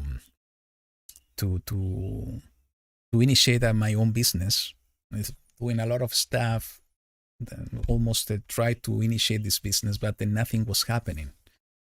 I think the purpose of Yahuwah for my life was a little bit different. I needed to go through that situation, because only after that is when he started to open my eyes in order to walk in his ways. So there was a purpose behind that. And when I was running out of money, I received a notification from my bank that they were offering me a credit. It was for several millions of my currency here in my country. I have this deep feeling in my heart that I needed to take it. But I was doubting, because how come I'm going to take this credit? Because first, it's a credit. It's not good to have these kind of things. I'm telling you by experience. And second, I'm without job. So how come I'm going to pay for that credit? And then second, how come they're going to give me that money? Because they're going to ask me, like always, for many, many papers, and they're going to find out that I don't have a job and I don't have income, and they're not going to give me the money. And I was praying about it. I was being specific. I didn't have a way out. But I was feeling in my heart that I needed to do it, and I did it. And they asked me anything, just to sign papers, and they asked me anything. And I got the money, and I was very scared, because I didn't receive any money. I'm not saying that you need to do the same if you're going through that situation. I'm just sharing you my experience of what happened, and just for you to understand that we're being specific and we wait on Yahuwah. He's giving us the way out. And what I did is I got the money and I spread out the money in more months in order to have more time in order to find a job. And again, many spiritual things happened to my life during that year. And I'm getting to the end of November, beginning of December on 2012. And once again, I was running out of money and without a job. And my situation was even worse, because I had a credit for a lot of money in addition in my shoulders. And my situation was even more difficult. And I was doubting in my heart that how come I was following what I was feeling in my heart, what I was receiving as an answer to my specific prayer. But I'm getting into this even difficult, much difficult situation. And even those thoughts, I was receiving shalom in my heart. My faith was strengthened during that year in an amazing way. And when I was going to get totally out of money in the month of December, I received this amazing blessing that Yahuwah opened the door. Exactly the same month, I was going through a big disaster, and gave me a job that I'm still having it. I have been working in that company for 9 years already. And he gave me the way out. He gave me the way out. And he helped me even to pay that credit that I needed to get. So why I'm bringing this out to you is that when we are specific in our prayers, when we are relying on Yahuwah's love, and when we are waiting on Him, and when we are acting and doing and not just waiting, is when He manifests Himself through us and He helps us through our difficulties. You know, when we ask and we pray and the desire of our heart is according to His desire, things happen. So, and maybe in another moment I will share more testimonies, especially this year. Daniel was asking me about if I'm building a house. Yes, I'm building a house. And this year has been amazing, the way that Yahuwah has been helping us. And, again, it is a testimony of asking, praying to Yahuwah, being specific on what is in our heart, describing to Him what is in our heart. And if our desire is in harmony to His desire, things happen in a wonderful, in an amazing way. This is what we need to do, and this is the main lesson that I see in this portion. So, going on, there is a prophetic picture here that is so important, that is written in the chapter 19.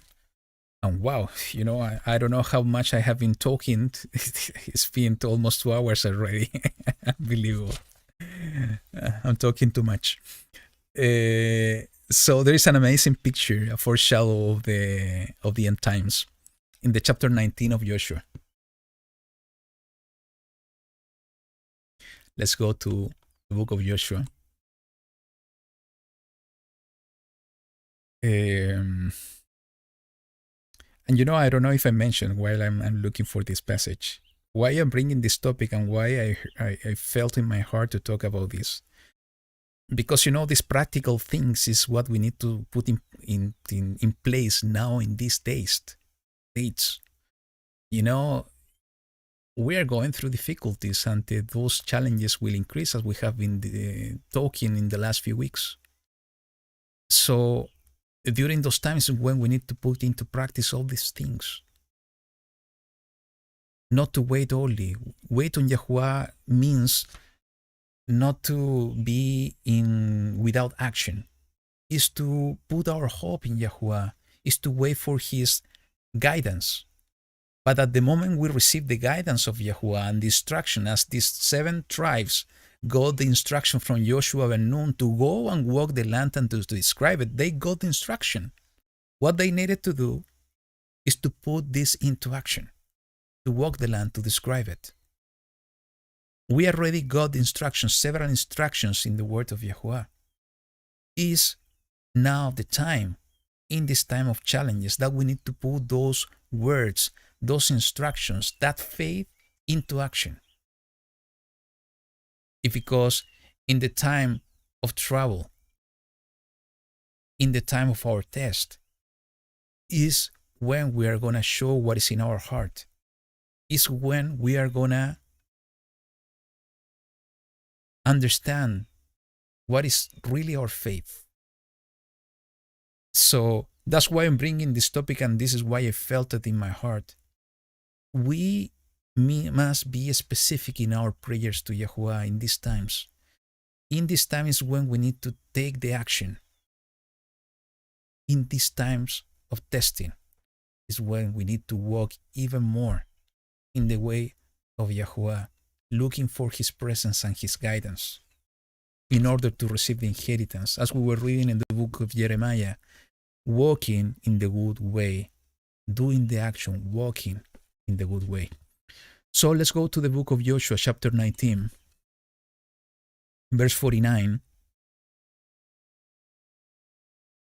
There is an additional example that maybe we can put into practice. I don't know how, but we need to pray for it just to understand how. Yeah, I'm gonna mention just in a minute. Just wait for me. So it says in the verse 49 of the chapter 19. It says, "And when they had ended dividing the land as an inheritance according to the borders, the children of Israel gave an inheritance to Yahushua, son of Nun, in their midst. According to the mouth of Yahuwah, they gave him the city which he asked for, Timnath Serach, in the mountains of Ephraim, and he built the city and dwelt in it. So we see this picture of Yahushua, this case Joshua ben Nun, living and receiving the inheritance in the middle of the inheritance of Israel. Let's keep in mind that Joshua ben Nun was from the tribe of Ephraim, and so that's why he received inheritance as well in the tribe of Ephraim. But it's interesting to see that he received inheritance. The children of Israel gave him an inheritance in their midst, in the middle of the land of Israel. And why this is a foreshadow? Because when we go to the book of Ezekiel, chapter 48, this is exactly we see what's going to happen with Yahushua HaMashiach. Let's go to the book of Ezekiel. And we were reading about it last week. This is the book of Ezekiel, chapter 48, chapter 20 to 22. It says the following. The entire contribution is 25,000 cubits by 25,000 cubits. You remember that there is a terumah, a contribution that the children of Israel will need to give to Yahuwah in the end times when they are going to divide the land. That's the part that we were reading last week, and that the land will be divided in the 12 tribes once again. And we were reading, if you remember, that even the nations, those ones that are joining and being grafted into the children of Israel, even they are not bloodline descendant of the children of Israel, they are going to receive an inheritance in the place that they decide to receive. And we saw that there is going to be a contribution in the middle of the land. This is exactly the contribution, the terumah of the 25,000 cubits square that we are talking about here. So it says, the entire contribution is 25,000 cubits by 25,000 cubits for square. You are to offer up the set-apart contribution with the possession of the city. And the rest is for the prince on one side and on the other of the set-apart contribution and of the possession of the city, facing the 25,000 cubits of the set-apart contribution as far as the eastern border, and westward facing the 25,000 as far as the western border alongside the portions of the prince. And the set-apart contribution and the set-apart place of the house shall be in its midst. So the possession of the Levites and the possession of the city are in the midst of what belongs to the prince. Between the border of Yehuda and the border of Benjamin, it belongs to the prince. So we see that, this contribution is being the place where the Hechal of Yahuwah is going to be, is the place where the Levites and the Kohanim they are going to live, is the contribution for the priest, is when the prince is going to live. So this is an amazing picture that we see in this portion of Joshua, and it's so amazing that it has having the same name of our Savior, Yahushua. That in this case, he received an inheritance in the midst of the people. In the same way that Yahushua is going to live in the midst of the people of Israel when the land is going to be divided once again. So it's an amazing picture of a foreshadow of the end times.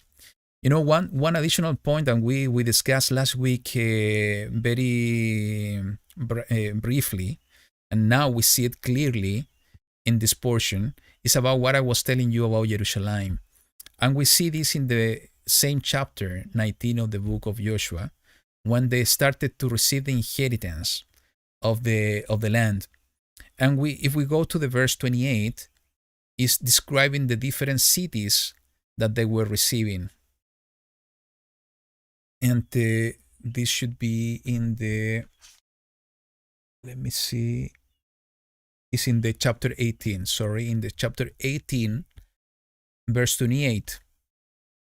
And we see here specifically when it's talking about the different cities that the Benjamin, if we read the verse 21, and the cities for the tribe of the children of Benjamin for their clans were Jericho, and started to describe the different cities. And one of the cities that is describing as part of the inheritance of the tribe, the children of Benjamin, is this one in the verse 28. And Selah, Eleph, and the Jebusite, that is Jerusalem. Gibad and Kiriath, 14 cities were their villages. This was the inheritance of the children of Benjamin of their clans. And why I'm bringing this up is because of what I was sharing in the last day's studies about the identity of the woman. And, we don't have time to share the more details today, but I will invite you to take a look on those video series. It's a long series, but, I think it's bringing a lot of information that Yahuwah was giving into my heart back then. And I think it's important that you go through that. And why it's important to understand that the Jerusalem is not part of Yehuda. No matter that in Jerusalem, the tribe of Yehuda established the kingdom.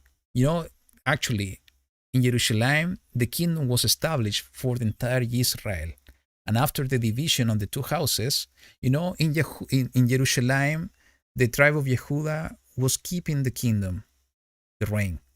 But understanding specifically, and I go through a lot of details in these studies, in the video studies of the last days, specifically in the part 12 in the identity of the woman, that we see in many places in the scripture, in the word of Yahuwah, that is talking about three group of people. It's talking about the house of Israel, it's talking about the men of Yehuda, and it's talking about the people, the inhabitants of Jerusalem. And when we understand that the Jerusalem was part of the inheritance of Benjamin and not Yehuda, we understand that the people that were living in Jerusalem is a specific set of people, group of people. And when we see this along with the prophecies of the book of Yehezkel, we see an amazing picture about the promises and how Yahuwah made the difference aspect on who is going to live in Jerusalem and who Jerusalem really is, prophetically speaking. So I will invite you to go there. And, there is a pending study, a pending part from my side, because in that study I started to talk about the tale of two women back on 2017. And we saw in this tale of two women different foreshadows in the scripture in order to understand what Jerusalem really represents in one of the angles of Jerusalem. And there is a second one that is the pending part of that serious study. It's about the second angle of Jerusalem, So I won't go there into the details. I will invite you to go and check those passages and those videos. I think it's going to bless you as it blessed me back then. So just two things to finish in this portion today. It's something that I don't know how, but it's something we need to pray that maybe we can put into practice. It's about the casting lots. And it's something that it's been in my heart for a while, that I see this practice in different places in the scripture. And it's a way to understand the will of Yahuwah for our lives. And we see here happening exactly in this book, when they were dividing the land. If we go to the chapter 18, verse 10, it was part of the instruction of Joshua ben Nun to the tribes.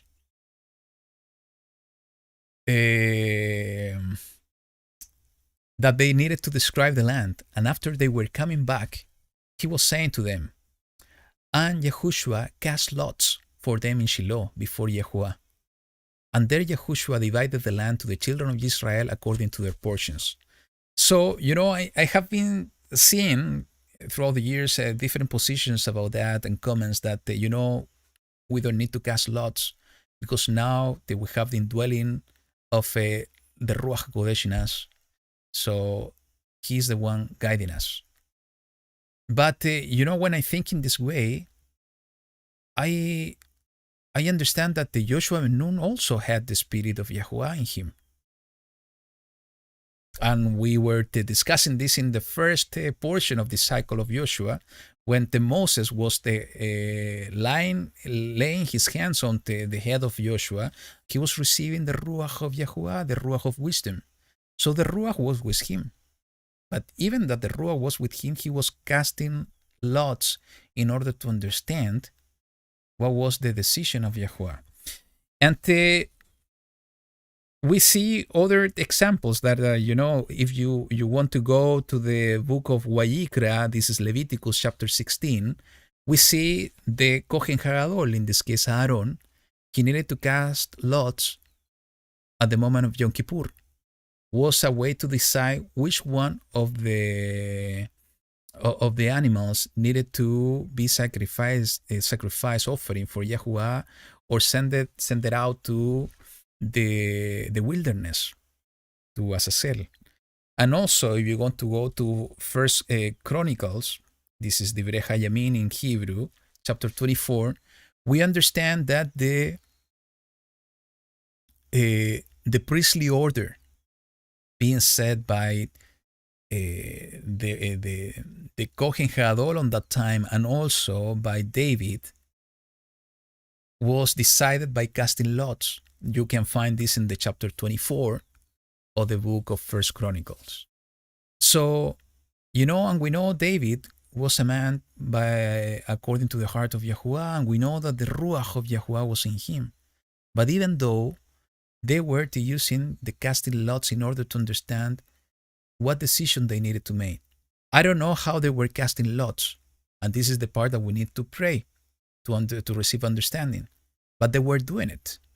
And we find this passage in the book of Proverbs that, it reinforced the idea in my heart that this is a practice that maybe we need to learn in order to find what's the will of Yahuwah when we need to make decisions. If we go to the book of Mishle, this is Proverbs chapter 16, verse 33, it says the following: "The lot is cast into the lap, but every decision by it is from Yahuwah." The lot is cast into the lap, but every decision by it is from Yahuwah. The only fact that this is mentioned in the book of Mishle, in the book of Proverbs, that the decision being made by casting lots are coming from Yahuwah, is something that it should push us to look into this point, to pray about it, and to ask Yahuwah to help us to understand what we can put this into practice, especially in these times of trouble, in order to receive the guidance of the Ruach of Yahuwah. And in the same way that Gideon and many other servants of Yahuwah, they were asking for different testimonies or of evidences from Yahuwah in order to understand the will of Yahuwah. This is one way that we can do it. Again, I don't have the answer about how it needs to be done. But this is something that we need to pray to Yahuwah to teach us. And the last thing, brothers and sisters, that I want to share with you is related to the last passage, the chapter 20, that is talking about the cities of refuge. And we have been discussing this on the Torah cycles about this, and what was the intention of having these cities of refuge. I'm gonna speak on what is in my heart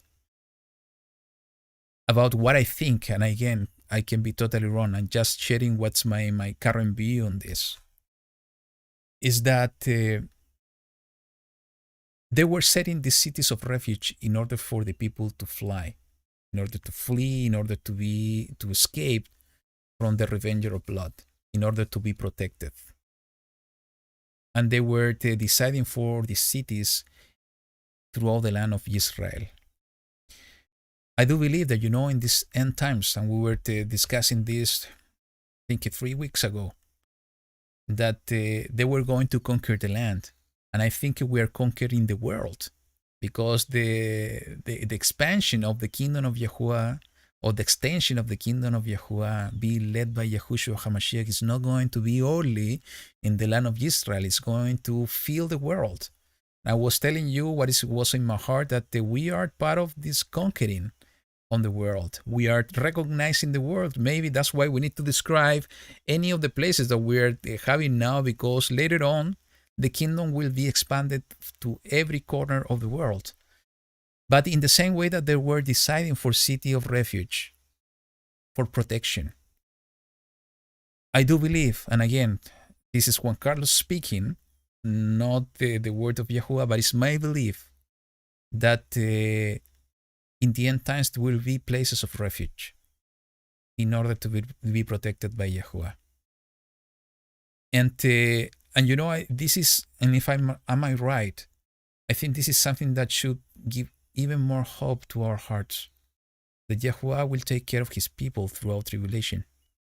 That in the same way that he was taking care, defining cities of refuge for the people to be protected, he will set places of refuge during tribulation.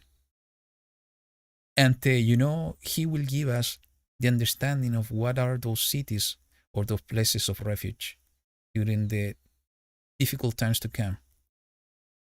And what we're discussing here at home is exactly as Dennis and Debbie writing right now in the chat.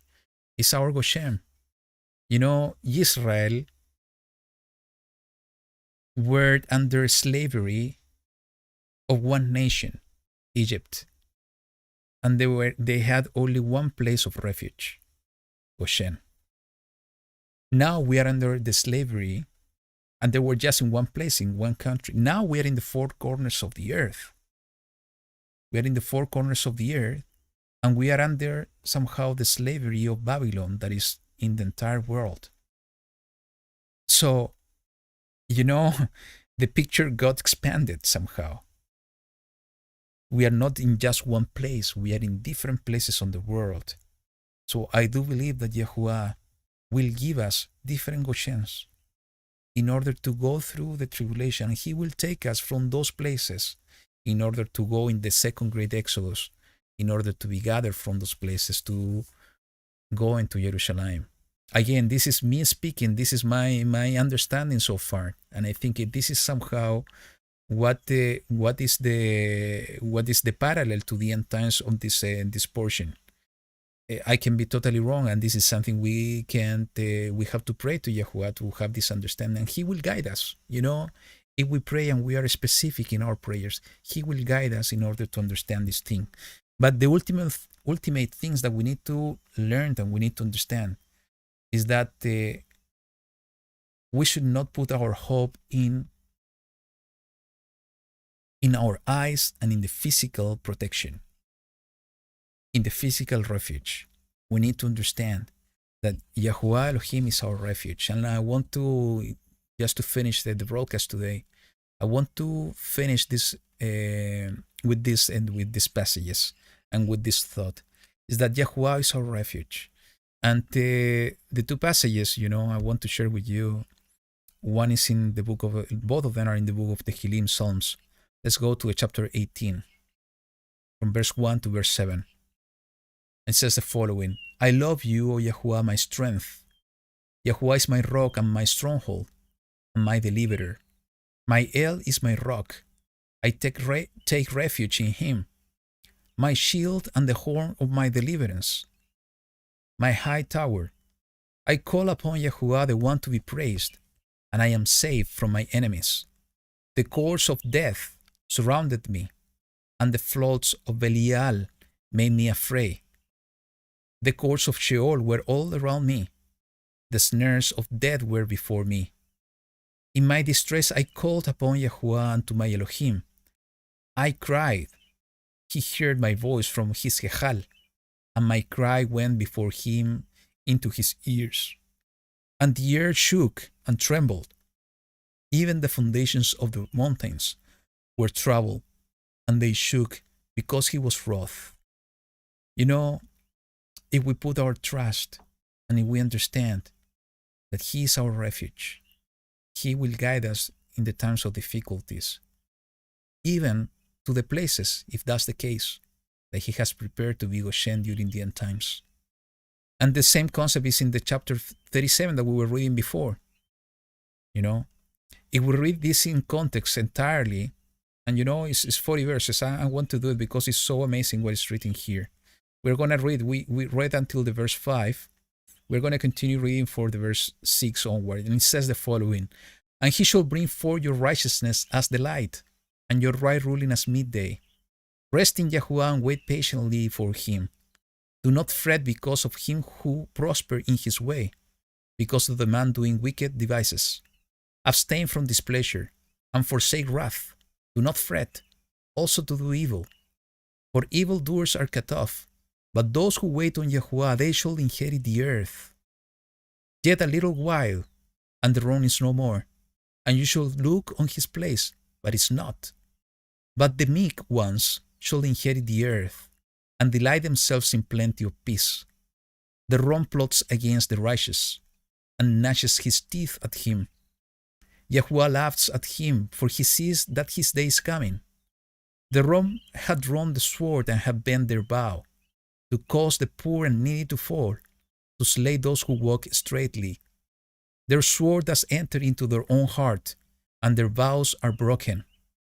Better is the little of the righteous one than the riches of many wrongdoers. For the arms of the wrongdoers are broken, but Yahuwah sustains the righteous. Yahuwah knows the days of the perfect, and their inheritance is forever. They are not ashamed in a time of evil, and in the days of a scarcity of food they are satisfied. But the wrongdoers shall perish, and the enemies of Yahuwah, like the splendor of the meadows, they vanish. Like smoke they vanish away. The wrongdoer is borrowing and does not repay, but the righteous one shows favor and gives. For his blessed one inherit the earth, but those cursed by him are cut off. The steps of a man are ordered by Yahuwah, and he delights in his way. Though he falls, he is not cast down, for Yahuwah is supporting his hand. I have been young, and now I am old. Yet I have not seen the righteous forsaken, or his seed begging bread. All day long he is showing favor and lending, and his seed is for a blessing. Turn away from evil and do good, and dwell forever. For Yahuwah loves right ruling, and does not forsake his lovingly committed ones. They shall be guarded forever, but the seed of the wrongdoers is cut off. The righteous shall inherit the earth, and dwell in it forever. The mouth of the righteous speaks wisdom, and his tongue talks of right ruling. The Torah of his Elohim is in his heart. His steps do not slide. The wrong one is watching for the righteous, and is seeking to slay him. Yahuwah does not leave him in his hand, or let him be declared wrong when he is judged. Wait on Yahuwah, and guard his way, and he shall exalt you to inherit the earth. When the wrongdoers are cut off, you shall see it. I have seen the wrongdoer in great power, and spreading himself like a native green tree. Yet he passed away, and see, he was not. And I sought him, but he was not found. Watch the perfect, and observe the straight, for the latter end of each is peace.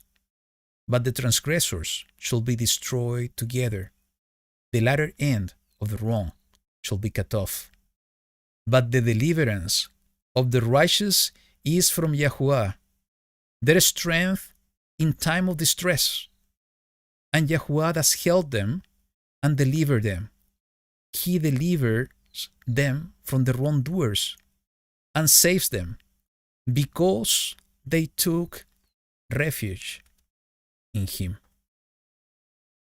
If we believe in these words, if we take refuge in Yahuwah, He will help us. He will deliver us. He will make us inherit the kingdom. So, brothers and sisters, I hope this been a blessing to you, has been blessing me.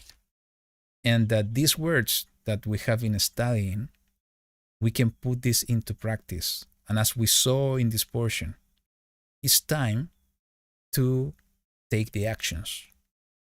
Not only to believe, is to complete our faith, to walk the way, to continue walking, and to do the action and to fulfill the purpose for what we have been called out of the world by Yahuwah Elohim. So thank you so much for joining me today. And as we have been doing every week, I will end this broadcast with the Aaronic blessing. And I hope this is once again going to be a blessing to you all. So here we go.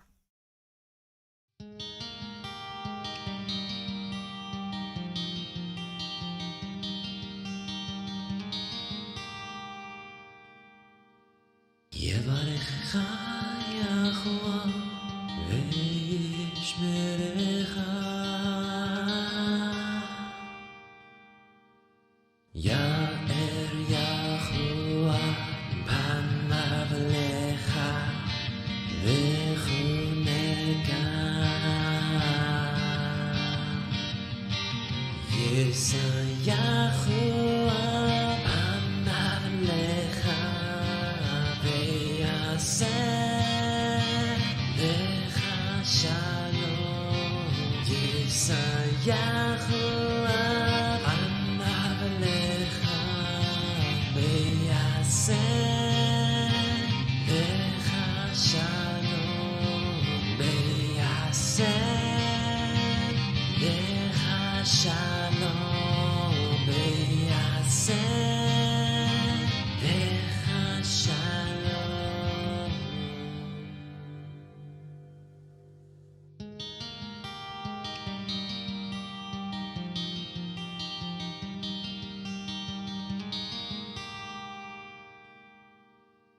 Yahuwah bless you and keep you. Yahuwah make his face shine upon you and be gracious unto you. Yahuwah lift up his countenance upon you and give you peace. Yahuwah make his face shine upon you and be gracious unto you. Yahuwah lift up his countenance upon you and give you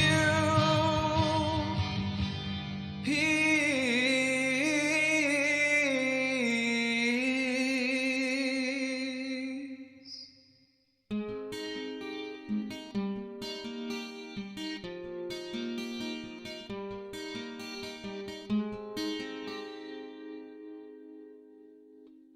Yahuwah te bendiga y te guarde.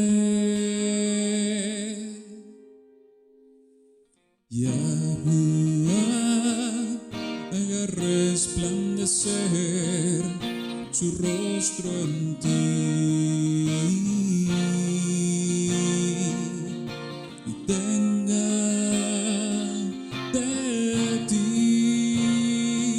compasión.